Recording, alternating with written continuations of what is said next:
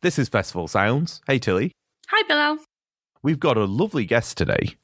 Yeah, we love hearing all the different stories about just different people's experiences at Glastonbury. And today we're going to get a nice story about a proposal at Glastonbury. Our guest Katie went through all of that tension of taking a ring into Glastonbury, picking the right moment to propose. It's amazing. And she also talks about the lineup and what she's excited for this year. So it's going to be great. Just lots of Glasto chat. So Bill, how did you find this guest? How did you find Katie? Random story. I posted on TikTok a video from the woods, and she messaged me to say that's where she proposed. And I said, there's a story there, DM us. And it all snowballed from that. Amazing. So Glastonbury anecdotes, we love them. Send us more. Are we going to do Festival Dickhead at the end? We might have to sneak it in, mightn't we?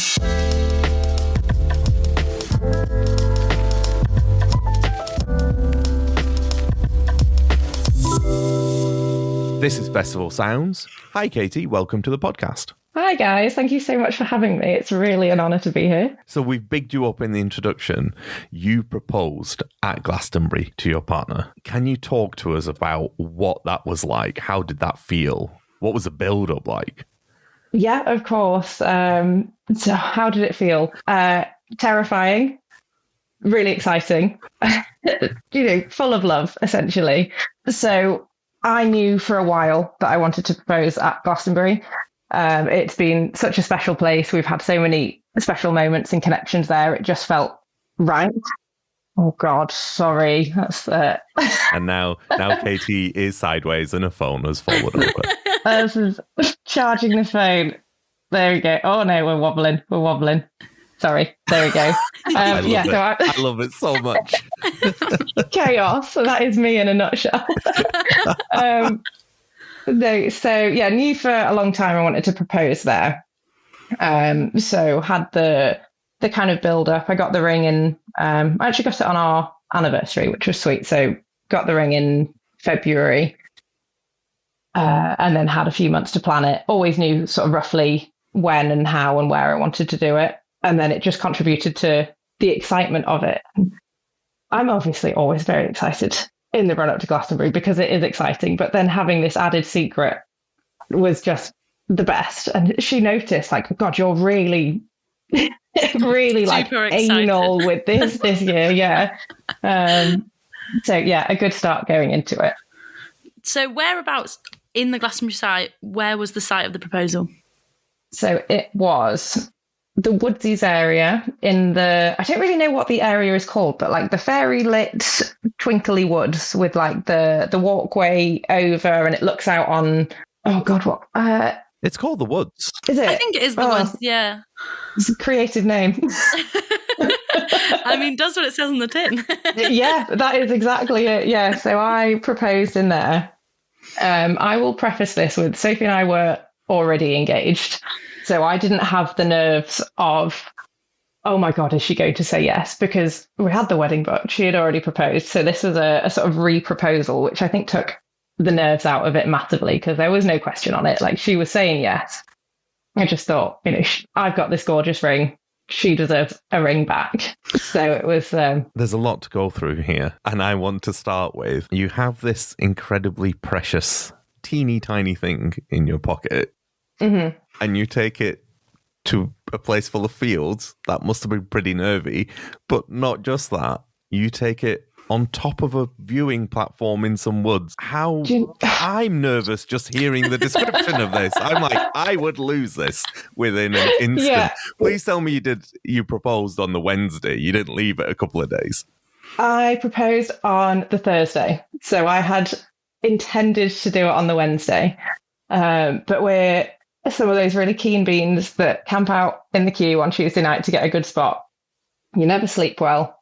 And Wednesday's a bit of a recovery day, isn't it? Like, moods are quite low because there's not a huge amount going on. You're tired, you're hot because you've set up. And it was just a bit of the mood wasn't right. Quite early on Wednesday, I called it and said, I'm not doing it today. The vibe is not right. And I think it will be a letdown. So did it on the Thursday. But that is the absolute latest I would have done it because, like you say, the terror of carrying this thing around was horrendous. And so there were 4 of us there. The other 2 knew that it was happening. and I delegated the carrying of the ring to one of our friends because, as you have already seen, my hands don't work. My phone is going everywhere. I can't be trusted with this expensive engagement ring. Was there ever were you ever worried, like, going through security that they were going to, like, take out the box and, like, throw everything out in front of everyone? Hold it up like Lion King. Everyone like, what is this? What is this shiny thing? It's a good thing they've not got metal detectors, isn't it? Like, what is that? No, going through security was all right. It was just the general, like, walking around with it. Terrifying, and that's why I wanted to do it quite early on as well. You know, one of the many reasons, because there's the lockups. You know, I wanted that on me for as little time as possible, so I can do it, have the happy moment, and then take it somewhere secure that we trust. There's so many different sites that you hear about proposals taking place. This is the only one I've heard about in the woods. What is it about the woods that made it so special? Kind of a bittersweet story in a way. So my first Glastonbury was 2019. Sophie and I weren't together at that point. And then obviously COVID happened, so quite a few cancellations. And then she came along for her first one in 2022 when it came back on. And we didn't have the best time. So we went with a big group of friends and had quite a bad argument with the group of friends, and essentially spent most of the festival on our own, which was hard. You know, it's not the experience that you expect for any Glastonbury, let alone, you know, her first one. It was not great. I wouldn't wish it on anyone, really. But we made the most of it. Obviously, her and I get on very well. We can spend time together and make the most of it. But it was, you know, there were moments that were really difficult. At one point, we ended up sat in the woods of the Woodisies area. It's such a, like, Glastonbury as a whole is such a special place. Like, it is magical. People talk about the spiritual feeling of it.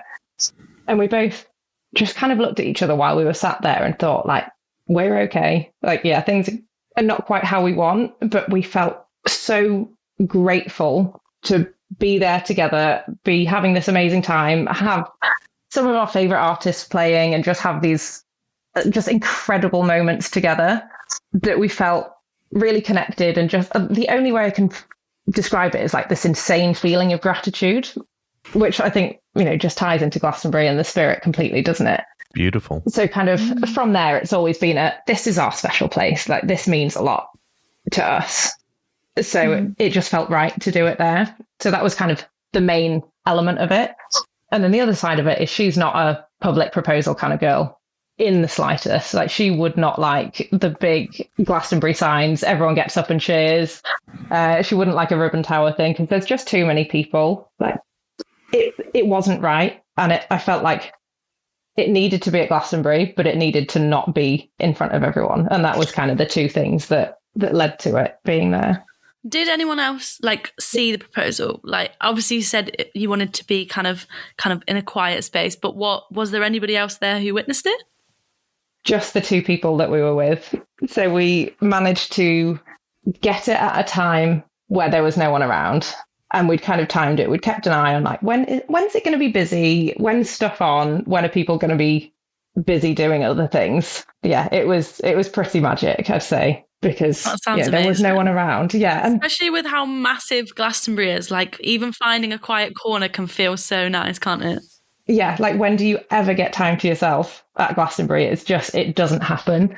So yeah, I think we did really well. And we kind of had contingency plans where the other two friends, if it was busy, were going to be like herding the crowd almost to be like, can you just give them 30 seconds? And they were so willing to do that, but they didn't have to in the end.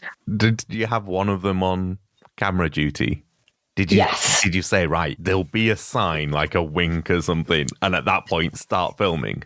Yes, yeah. So we did it at the end of the Thursday night, so it was sort of early hours of the morning. This all sounds amazing. It was really good. I'll send you the video. Yeah, definitely. So we went for a walk through the woods to end the night and have like a calm down before bed, nice twinkly lights. And it was, were you there last year? Yes. Yeah, so I don't know if you remember, Oh. I'm so sorry. I'm sorry. There was Fine. I'm not going to say anything more. So there was No. Tell us more about 2024 and how amazing it was. I want to know. Genuinely, please carry on. We had a great time.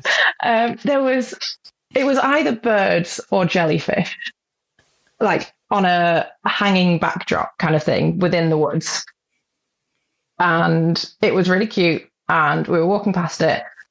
And I was like, oh, babe, that's nice. Shall we have a picture next to the jellyfish? And she kind of looked at me like, yeah, if you want. And by the way, they're bird. I was like, I don't care. Just stand by this nice backdrop. So we had a picture and she was clearly like, why are we having a picture here? This is weird. And then I pulled out the ring and got down on one knee and said my little spiel. And she was like, she's quite a chatty gal, is our Sophie. And she was speechless, so she really didn't see it coming. Aww. That's really sweet. That is amazing. It was nice.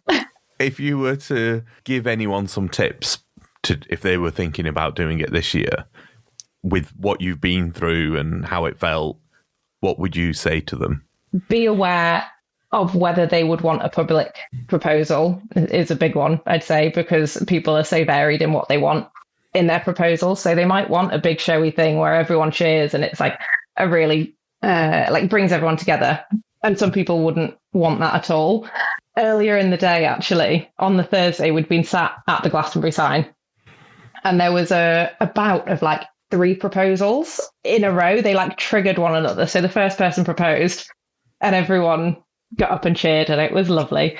And then that obviously spurred the next person on to do it, which spurred the next person on to do it. And it was really, really nice. And I kind of thought, oh my God, do I do it now? Do I change my plan and do it when the moment feels right? But I thought, no, I've got a plan and I've got a reason for the plan, so stick to it. And then I said to her, how would you feel about a Glastonbury proposal? Because, I thought that I wouldn't like the thought of a Glastonbury sign proposal, but that was actually really sweet. And she was like, oh, I don't know, I didn't think I'd really want a Glastonbury proposal.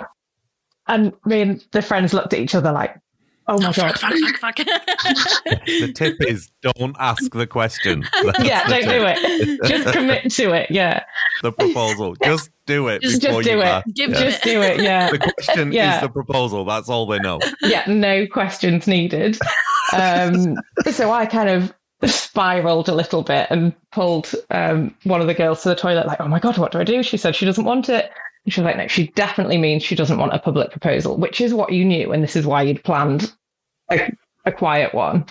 So yeah, definitely know where you're doing it, how you're doing it, why you're doing it, where you're doing it, and if they want a big one or a quiet one. For you, as just personally to you, where do you think would be the worst place to propose at Glastonbury? Oh my gosh.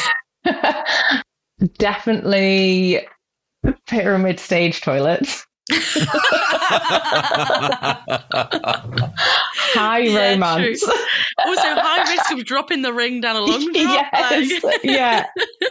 Where else would be bad?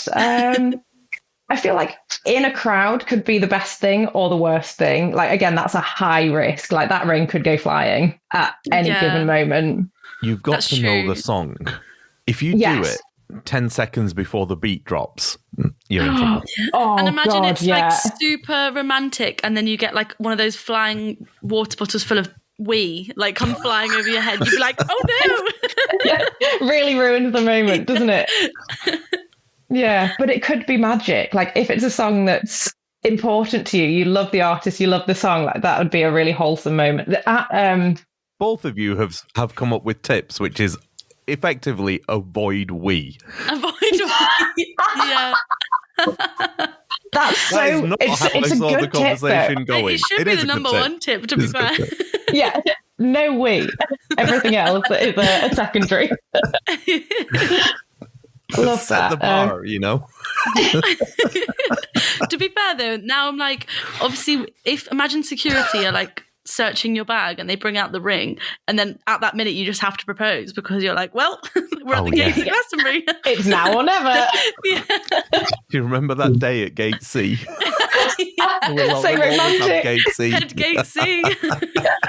Imagine if I'd come in and that had been my story. You'd be like, oh my God, get her off. So sorry. Because we didn't vet the story at all. We're hearing Not it for at the all. first time. It could have been that.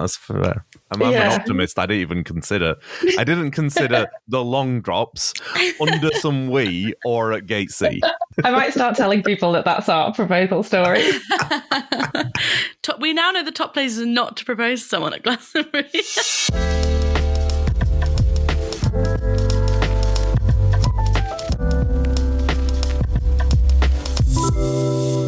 So clearly Glastonbury is a kind of special place for you and for everyone that you go with.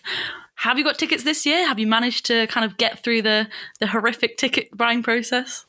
I have. We got them in the resale, so it was our first year of trying that we didn't get them in the main sale.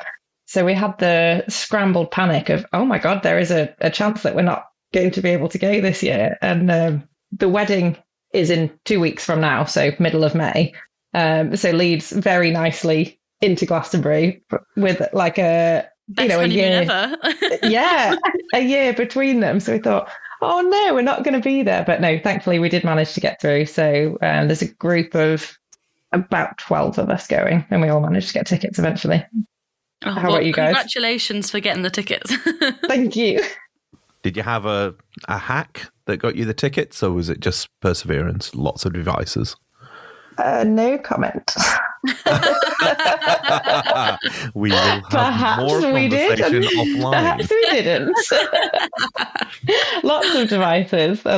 Sheer I mean, dumb I can't luck. blame you with how obviously clearly special Glastonbury is for you. Like I would sell my soul to get there if I was in your position. Yeah. So I'm very glad that you did get the tickets. Yeah, we did what we could. Listeners, we are going to find out, and in October, November 2026, we will reveal what we learned today. Spill the tea. Well, there's no point telling anyone now. They're going to forget. They'll forget. My hypothetical hack is mine. We need it.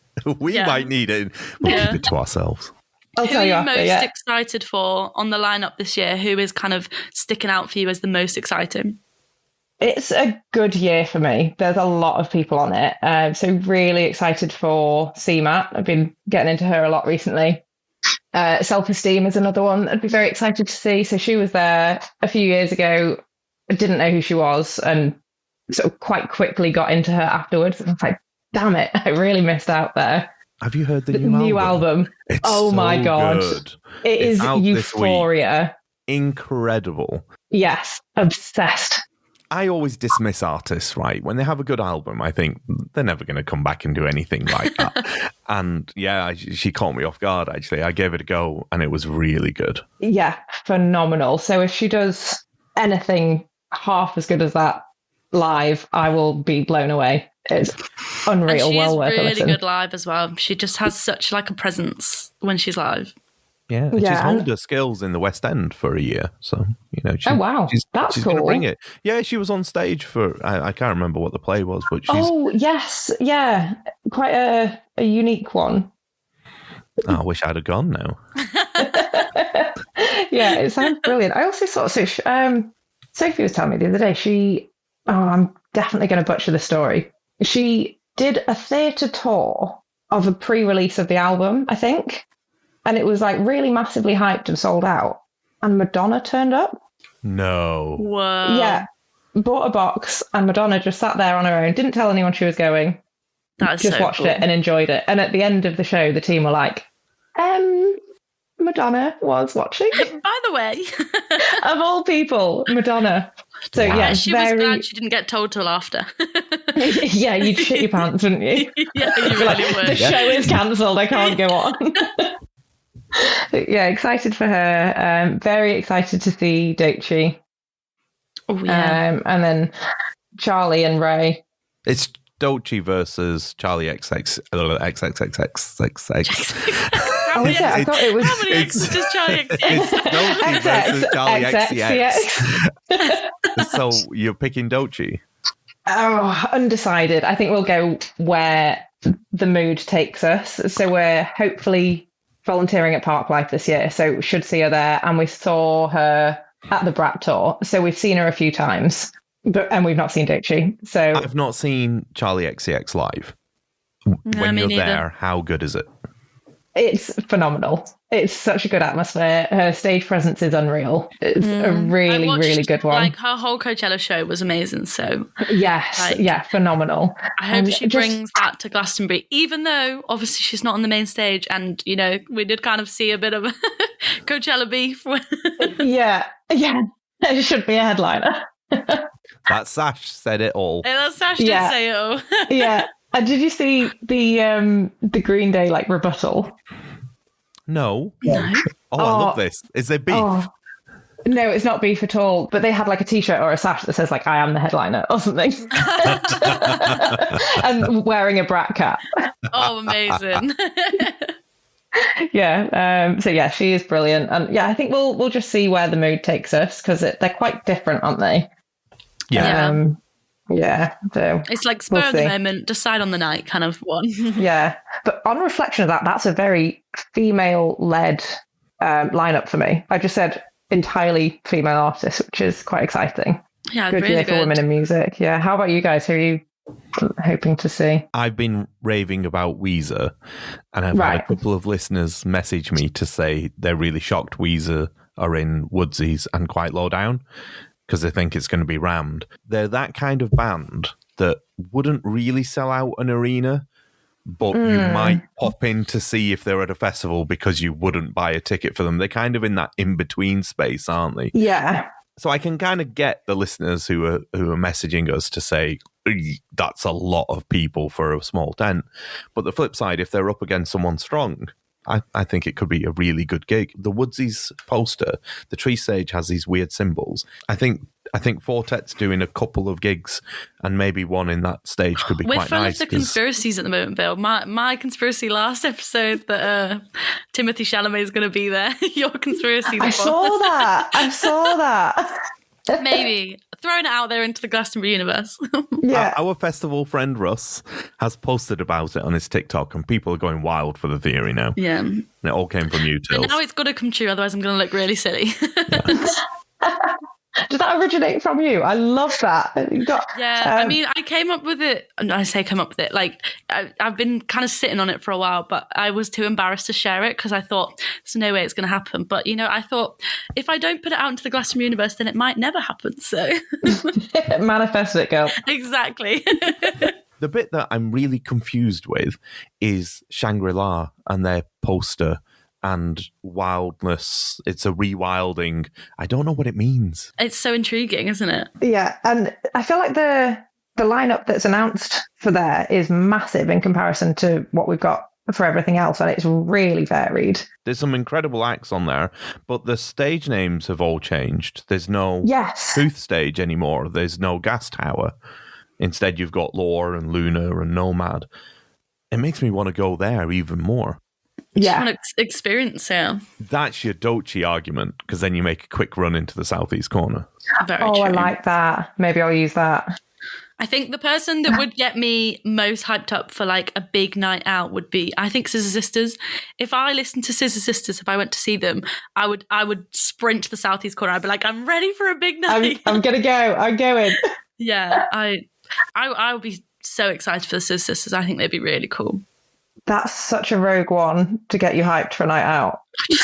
I love them. They're so iconic. Yeah, you're not wrong. They've got some bangers. Hidden away on the Shangri-La stage is Snapped Ankles, and they're really cool. They dress in these weird head mask things. You can't see their faces, but they put on a really good show. They're very... they're quite heavy, actually, and the drummer is phenomenal. Do you know when every so often in a band you come across that one member who's just leagues above the drummer? Is that a different level? Yeah, there's so much scattered around. Have you seen a Clash Finder yet? I wouldn't know where to start. No, I haven't, because we only got tickets yesterday. I've kind Oh, of course. It's been in the back of your mind. yeah, I've like ignored it, and I've been like, Glastonbury is not happening this year. And now that it actually is happening, as of 24 hours ago, I'm kind of in the new excited stage of like looking through and finding out, like refreshing my memory on who's going, because obviously saw the poster when it came out. It's like, no, this lineup is so good for me and we're not going. So now we've kind of got the re-excitement of it. I'm going to sound like a Shangri-La fanboy here, but Kneecap, Example, Fatboy Slim, Craig Charlesworthy's there every year. This is incredible. It's a good lineup. It's a good lineup. And then at the same time, they say they're rewilding. Stop messing with my what head. What are you talking about? What are you doing? What does that mean? Are they going to like tie seeds to everyone's shoes? I don't know. Then and there's so much more to come. It blows my mind every year. The funny thing, actually, this year, because we're doing an episode a week, I'm more into the lineup and each poster than I have been at any point before, because I always used to be the person who just showed up and someone would tell me to go see a band and I go, all right.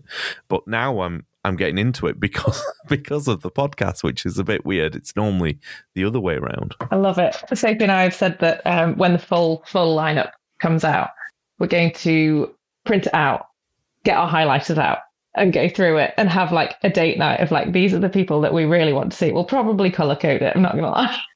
Amazing. Get some wine in and play the artists that we don't know. Like, obviously, we're not going to get through all of them because there's thousands, but try and introduce ourselves to some new people. And that is the nerdiest Glastonbury date night I think I've ever heard. That's perfect. I want to be invited. I want to do that. Yeah. You absolutely can.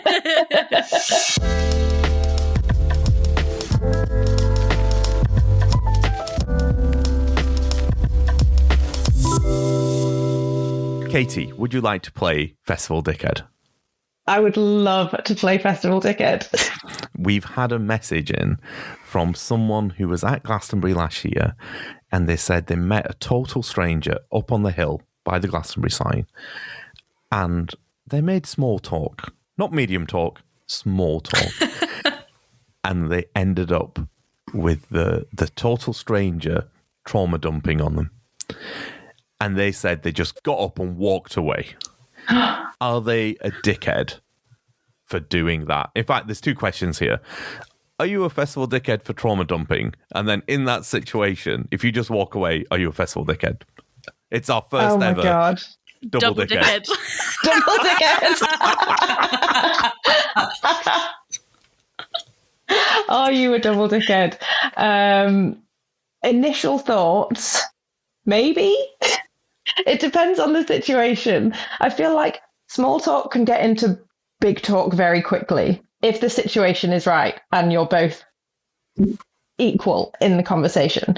But if it's, who have you seen that's good? Are you having a nice time? Have you been before? Trauma dump. Yeah. Big dickhead. Yeah. Because that is uncalled for. But if you're getting on and it goes there naturally, that's okay. I agree. I mean, we've all been there when, you're a bit tipsy, somebody is like chatting away to you and seems friendly and you're like, oh, I just have a lot of feelings right now. Like, we've all been there. But I don't think if that person removes himself from the situation, that doesn't make them a dickhead, because they're clearly just not. They're just there for a good time. Yes. They're not there. Yeah, you don't want someone ruining your vibe. I think maybe it's not the politest thing to do, but we don't need to be polite all the time, do we?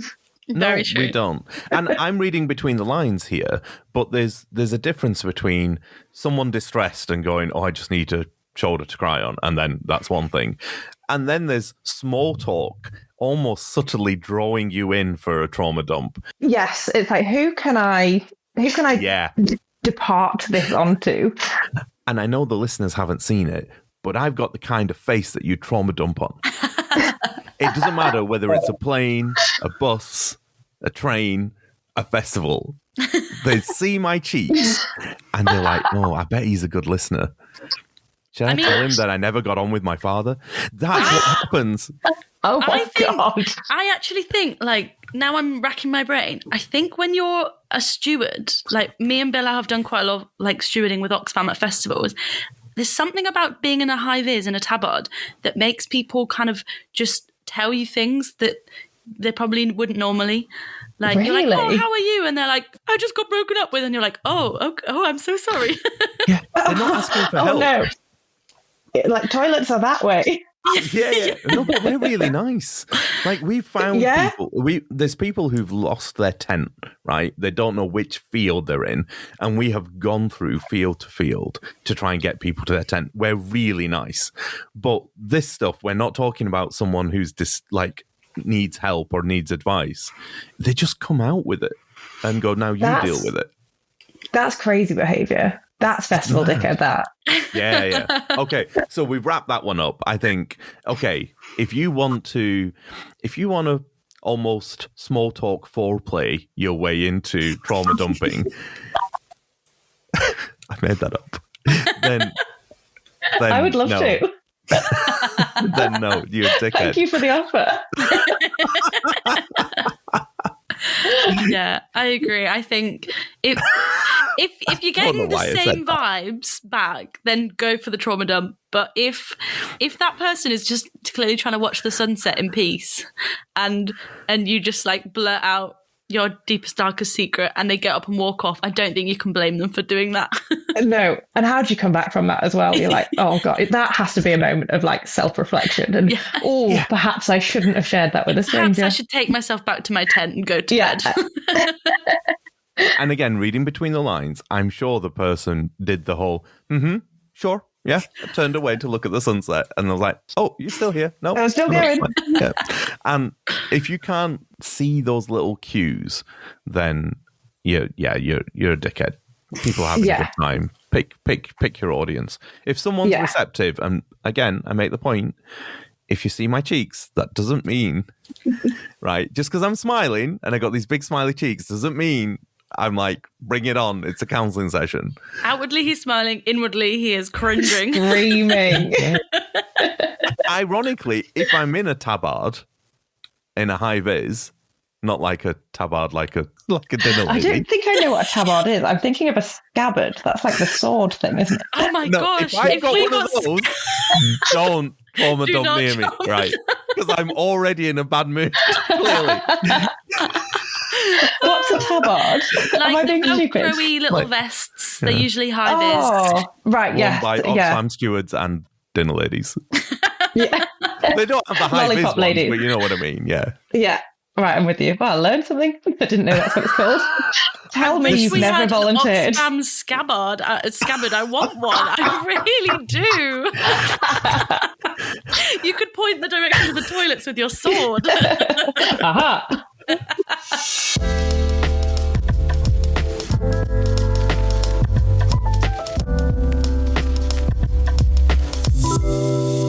Katie, thank you so much for joining us. I've had a blast. I hope you've enjoyed coming on the podcast. You can speak. Is that now, a rehearsal? Is that? I'm sorry. Wait, was it? I mean, I have had a blast. Sorry, let's do that again.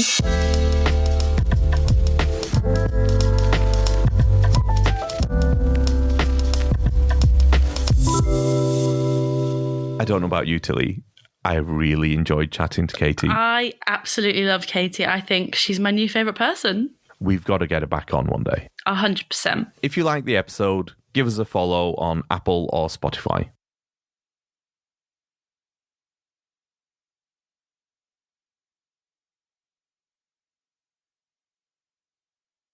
Have you ever had a fruit salad at a festival, Bill?